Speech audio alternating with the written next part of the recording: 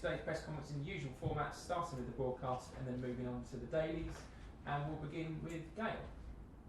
Hi Thomas. Hi. It's very early in the season, isn't it? But 2 from 2 for both teams. Both teams looking like they'll be challenging for the title. So how big a game in terms of gauging where you are and seeing where your team's at is this for you? I think any time when you play at Anfield and with spectators against Liverpool is one of the toughest challenges that you can face in European football. And after that, you're much smarter where you are and what your true capacity and what your true performance is.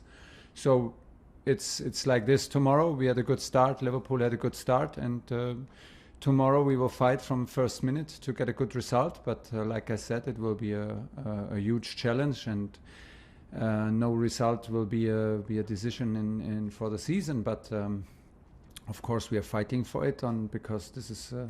the challenges where you need to prove and where we want to prove ourselves. After his performance against Arsenal, you said that there is a lot more to come from Romelu Lukaku. He caused Arsenal a lot of problems. How much are you interested and a bigger test is it for him against the likes of Virgil van Dijk tomorrow? Yeah, how are you looking forward to seeing that one play out? I'm looking forward to. I think many spectators and many fans of football are looking forward to that battle. But it's not only Van Dijk against Lukaku, it will be Liverpool against Chelsea. But of course also for Romelu it's a big challenge and he had now one match with us, which was pretty impressive and a very good start. So from now on, we are into details, into adapting, into connecting better and better. And the stress test is on tomorrow at Anfield, and we will see. But you know, when we signed him, we knew we get a very experienced player, experience in terms of playing big matches. He loves these kind of stages, and that's why I expect the best what we can see from him right now.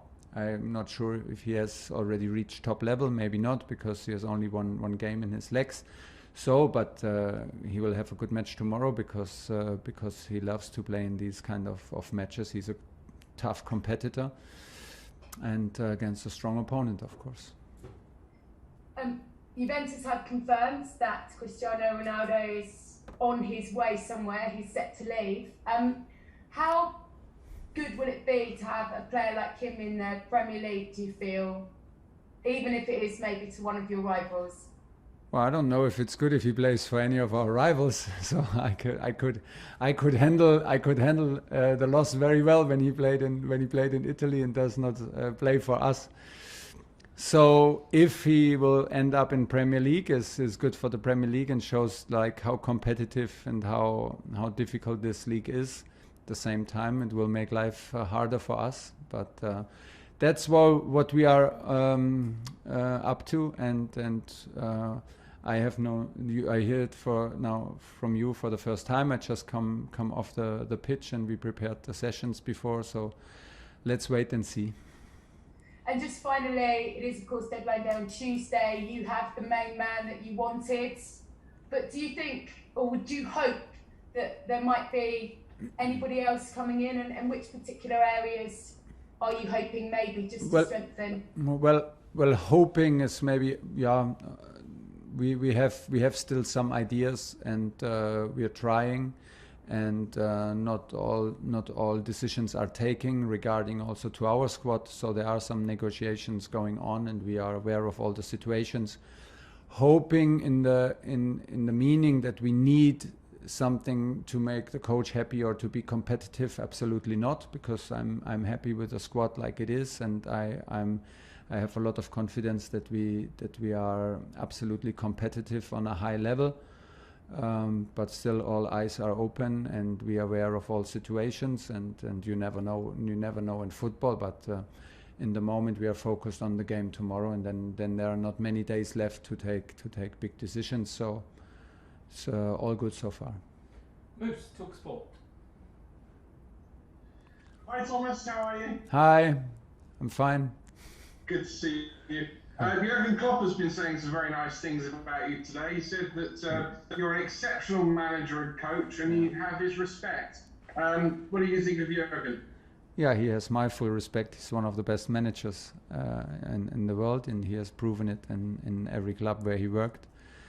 He has the ability to make huge footprints in any club and make huge impacts and becomes one with the club, like on a very genuine level. That was in Mainz, Dortmund, and in Liverpool the same. So unbelievable achievement, but you need to be careful when he talks too good about you. You need to be careful with Jurgen. He prepares something maybe. How excited are you going to Anfield in front of a full house, in front of 55,000? Well, very excited in general because we're super happy that the fans are back. So that means we have to cope with energy that Anfield can create, of course, which makes things for us as a away team more difficult, more challenging. Absolutely, yes. It's not the first time that I play there with spectators, so I experienced it several times, and it's fantastic. It's one of the toughest pitches in Premier League and for sure in Europe. So the challenge is on, and we're excited to be in the middle of it, and we will give our very best because we need it. Well, I have a bit of a light-hearted question for you. I've done some research. And you scare me. You scare me. When you start like this, I'm already scared. As a young boy, apparently you like ABBA. It's very good. And Simply Red. And now apparently you've moved on to sort of Jay-Z. Jurgen Klopp described his team a couple of years ago, his football, as heavy metal. So is your football ABBA, Simply Red, Jay-Z, or how would you describe your football team in a musical genre? Imagine if we play like ABBA, how will we win games? How is this going to be? This cannot happen. This cannot happen. So I was very young when I listened to ABBA, and maybe I was more in love with the singer than into the music. You know, you can. It's hard to describe with which style we play, but of course we want to play a certain style, and it is a good comparison to draw to an orchestra. But it has to be possible that somebody plays also a solo on his own, and the others can adapt to it. That it's not everything planned. This is maybe the difference, because we rely also to creativity, we rely on to courage, we rely on to intelligence, to feel moments in the game where it's good to break out of the rhythm and to do something unexpected and to do something creative and brave. So, yeah, I think very hard for me now to answer in a particular style of music. John Southall, 5 Live. Hi Thomas. Hi. You won at Anfield in March. Do you think Liverpool are a different proposition this season? We spoke about Virgil van Dijk coming back, other players are back. Do you think they're a different proposition this time around? Yeah, for sure. And I think we should not hide from it. And it's not excuses, it's a reality. Liverpool with Van Dijk is a different Liverpool than without Van Dijk. It's not only his isolated capacity and ability and level of performance. Is also, he makes everybody around himself feel more comfortable and be stronger. So him together with Matip is a huge upgrade to last, when was it, March? And spectators can be a big factor in Anfield. So you will not be able to hear yourself. You will not be able to maybe communicate as easy as it was without spectators. So maybe to escape pressure in tight situations. And at the same time, we feel also very, very confident because we know each other now longer and longer, and we had some good experiences together. And I have the feeling that we are ready for the fight on that level. Jurgen Klopp was critical of some of the rule changes, letting the game flow a bit more. I think he said it took it back 10, 15 years. What's your take been on it after the first couple of matches? I think I didn't get it. I didn't get the question. Jurgen Klopp was critical of some of the rule changes that they implemented this season, particularly letting the game flow, not like the referee letting the game flow a bit more. He was critical about it. Yeah. He said it kind of took the game back 10 years, 15 years, and some of the challenges that weren't being penalised should have been penalised, and referees are maybe letting it go too much. I think like all the time when the changes are made, it needs to adapt a little bit. I think it's too early to judge. Like, it's also not so easy, I think, for the referees and for everybody now to understand. And maybe they are now I think maybe we are now in a bit of a transition phase. And when we find a good middle, I liked what the referee said and what the idea is behind it. And now I think we need to give it a little bit more time to adjust, but that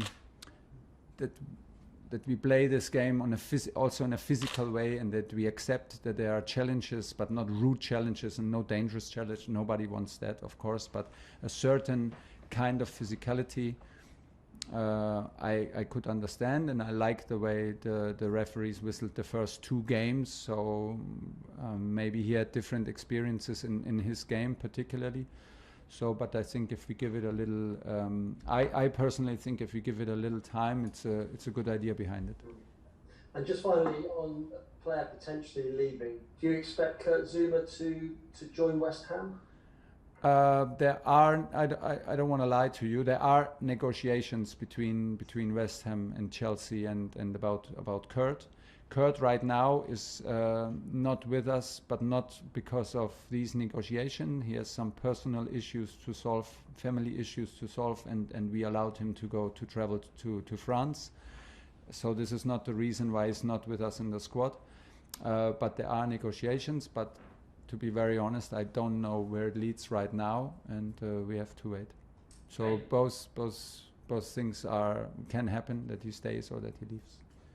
Last question in this section by Shani, PLP. Hi, Thomas. Hi. Willy Caballero gave an interview recently which he praised you and your backroom staff for the way that you made every player feel a part of the squad, even if they weren't playing. How difficult is it as a coach to be able to do that, and how did you find that task at Chelsea last season? It's very nice if he felt it like this, and if he had the feeling that it was like this. Very nice of him and very kind. I mean, this is maybe one of the most difficult things, because everybody is so ambitious and everybody is ambitious to play, and they're all competitors. So it was a big strength of the squad last season to put the ego behind, and especially guys like Willy Caballero was a fantastic role model, how much input in training and also at the sideline of games and in the dressing room you can give, although you have a hard situation personally and almost no chance to get some minutes. So he was more or less the role model, and there were so many more. And this is actually the thing and the benchmark and the thing to achieve again. We need a certain atmosphere, a supportive atmosphere between the players. This is what I believe absolutely, to achieve special results. I don't know if it's always the coach who's responsible for that. I think you need a good group who takes care about this process also themselves. You need, of course, the coach who values that, and you need everybody around the coach. This is not a one-man show, and not for sure not from me. This is the staff around me, but all the guys who work in Cobham. If we have this kind of atmosphere in the staff, this is what I believe. If we respect each other, if we protect each other, if we push each other in a positive way, this reflects onto the group, and it shows very natural what we demand of the group.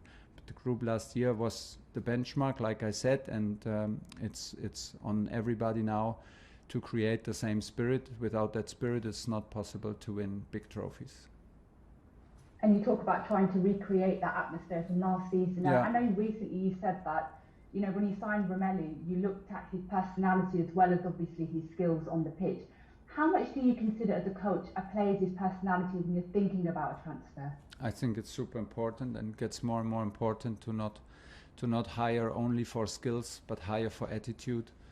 If you have a certain attitude, and if we all believe that our attitude as a team was a key factor, we cannot put a risk to lose it. So we need to be very sure, and it was an easy one because Romelu came from the academy and was a Chelsea boy, and like his personality is very, very open and kind, humble, and that was a very easy one.